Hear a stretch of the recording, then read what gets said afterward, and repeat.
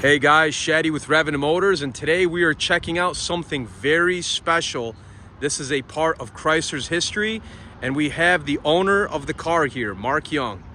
Hey Shaddy, thanks for inviting me and let me speak about my car. Appreciate it. Revenant Motors has been great. Cool, man. Cool. So tell us about your car, man. All right, it's a 1970 Coronet RT convertible.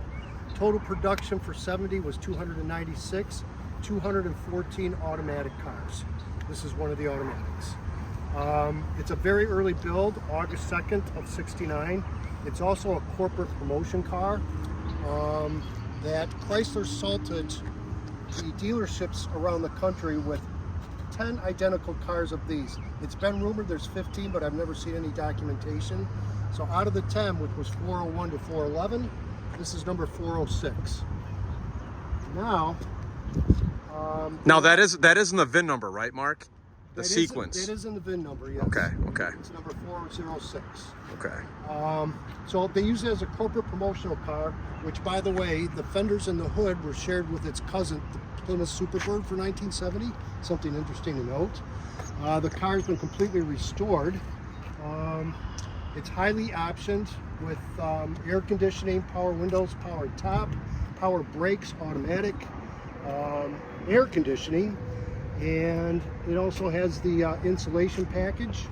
It came with hood pins, pedal dress-up kit, tips, and the 15x7 rally wheels.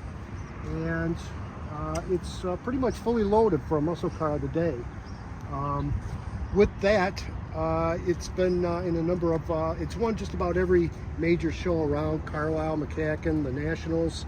It was also used in the old Speed Vision show, American Muscle Car, and they used it in approximately 5 episodes, various tidbits, and then also in their commercials, their promos for the show. So it's got quite a lineage to it, and I bought it from the second owner, whom I traced it back to Minnesota where it was delivered. And by the way, this car was built in St. Louis because that's where they built all convertibles in 1970. But I could never get it tracked back to anybody there. And I bought the car in '89 and restored it, got it done in about '93. Okay. Now, I know you showed me something on the passenger fender that they marked on the promo cars. Yes, I'm speculating because it was such an early build. And they did promotion, 10 promotional cars, that it would make sense for the VIN number sequence, number 406, that if you went from 1 to 10 to 11, then this would be number 5 of the sequence. So when I restored the car, I made sure to duplicate that mark. Yeah, and as you guys could see on that frame, it had the 5 kind of marked in there. And just to chime in a little bit, I've seen hundreds of muscle cars. The paint and body on this is a 10 out of 10. Absolutely stunning and gorgeous. You could see this car going down the road pitch black at night, and it still sticks out, doesn't it, Mark? It does. It pops. It pops. I didn't spare anything on the paint, that's for sure. The car deserved it.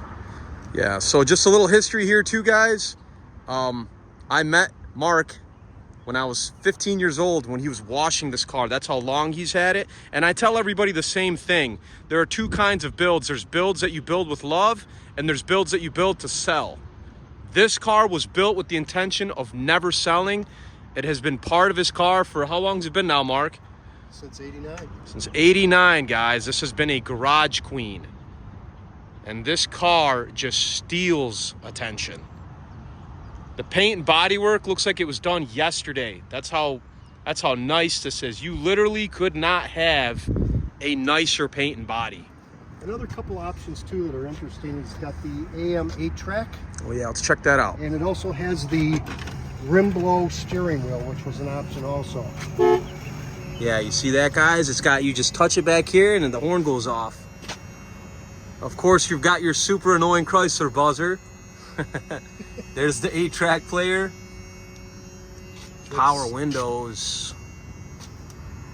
This is basically walk into the dealership and check off every single box other than a 426 Hemi.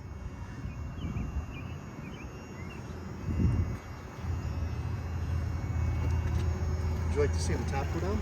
Let's check it out, man. Yeah. All right, guys. He's going to give us a rundown. Let's see how the top works on this. Fires right up. Idles beautifully.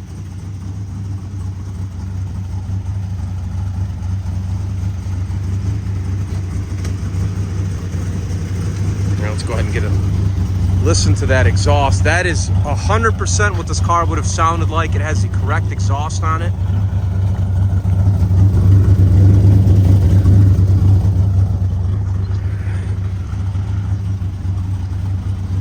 And Mark is just moving the boot here.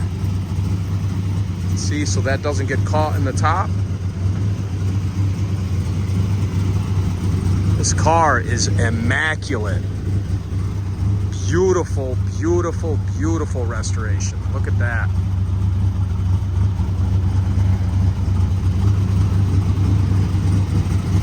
Power windows work beautifully. No hiccups there. You can also see we've got some paperwork right there. What's left of the broadcast sheet. There's 2 broadcast sheets. That one that's half fried, and then I've got a full sheet here. Okay, so he does have a full nice sheet, guys. It actually had 2 other broadcast sheets in it for two other different cars.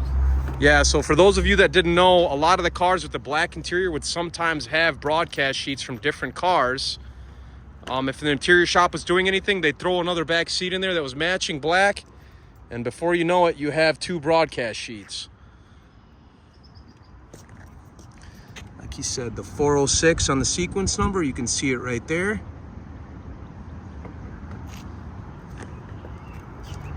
It's the gaps, everything.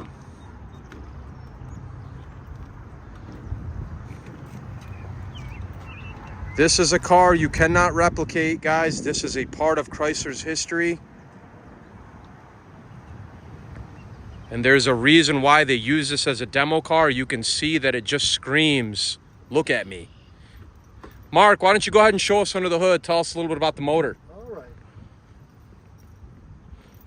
The motor, according to the second owner, was ventilated in 1972, but it does have a correct period block, HP block, dated 5 days after the build of the car in August, and it was machined and lower bottom end assembled by Koffel's place.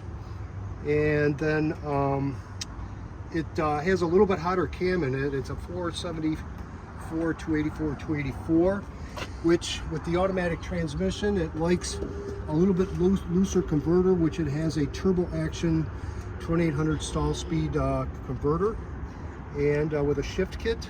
So it's firm but not harsh, and 323 gears, which were the stock gears with the car.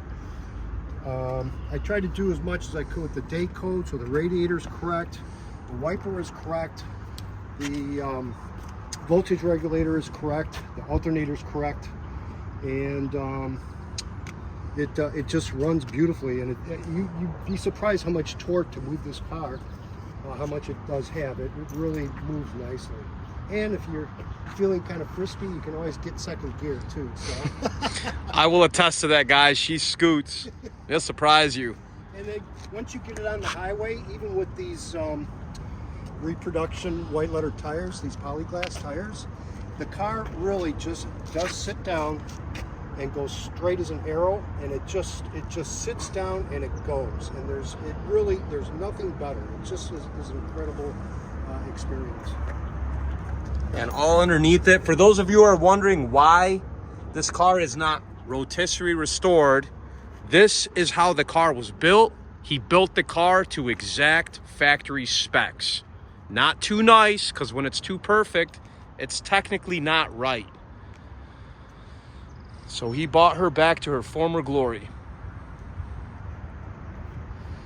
What do you think, Mark? Should we take it for a ride? I think so. That's a great idea. All right, guys, let's see how this thing moves. Okay, guys, I'm sitting passenger in the Coronet. And here we go. There you go. She chirped the tires there. You can feel it, the power. Like I said, this thing just gleams outside. All the gauges are working. Car shifts perfect. I mean, to replicate this as a car builder, I'll tell you guys right now, you're spending at least $200,000. And that's assuming you can find another one, which you probably won't.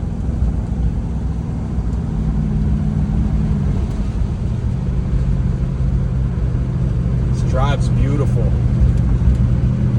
Power windows. See how nice they work? Mopars are not known for their power windows working that good, but Mark does not leave any stones unturned in this car. Air condition blows cold. You see you got the 8-track as well.